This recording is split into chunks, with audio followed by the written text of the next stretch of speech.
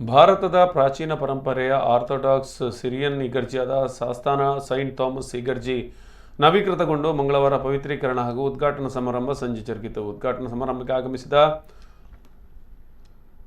ಮಲಂಕರ orthodox Syrian ಸಭೆಯ ಪರಮಾಧ್ಯಕ್ಷರಾದ ಪರಮಪೂಜ್ಯ ಬಸಲಿಯೋಸ್ ಮಾರ್ತೋಮಾ ಮ್ಯಾಥ್ಯೂಸ್ ತೃತೀಯ, ಕೊಚ್ಚಿ ಧರ್ಮಪ್ರಾಂತ್ಯ ಧರ್ಮಾಧ್ಯಕ್ಷ ಯಾಕೋಬ್ ಮಾರ್ ಐರೇನಿಯಸ್, ಅಹಮದಾಬಾದ್ ಧರ್ಮಪ್ರಾಂತ್ಯ ಧರ್ಮಾಧ್ಯಕ್ಷ ಗಿಬರ್ಗೀಸ್ ಎಲಿಯೋಸ್ ಇವರನ್ನ ಬ್ರಹ್ಮಾವರ SMS ಚರ್ಚ್ ಬಳಿಯಲ್ಲಿ ಬ್ರಹ್ಮಾವರ ಧರ್ಮಪ್ರಾಂತ್ಯ ಧರ್ಮಾಧ್ಯಕ್ಷ ವಂದನಿ ಯಾಕೋಬ್ ವಾರ್ ಎಲಿಯಾಸ್ ಮತ್ತು ಚರ್ಚ್ನ ಗಣ್ಯರು ಸ್ವಾಗತಿಸಿ ಬರಮಾಡಿಕೊಂಡರು. ಬ್ರಹ್ಮಾವರದಿಂದ ಹಲವಾರು ವಾಹನ ಮತ್ತು ಟ್ಯಾಬ್ಲೋ ಮೂಲಕ ಮೆರವಣಿಗೆಯಲ್ಲಿ ಸಾಸ್ತಾನ ನೂತನ ಚರ್ಚ್ ತನಕ ಸಾಗಿ ಬಂದು ಫಾದರ್ ನೋವೆಲ್ ಲೂಯಿಸ್ ಸೇರಿದಂತೆ ನಾನಾ ಭಾಗದಿಂದ ಬಂದ ಧರ್ಮಗುರುಗಳು ಬರಮಾಡಿಕೊಂಡರು.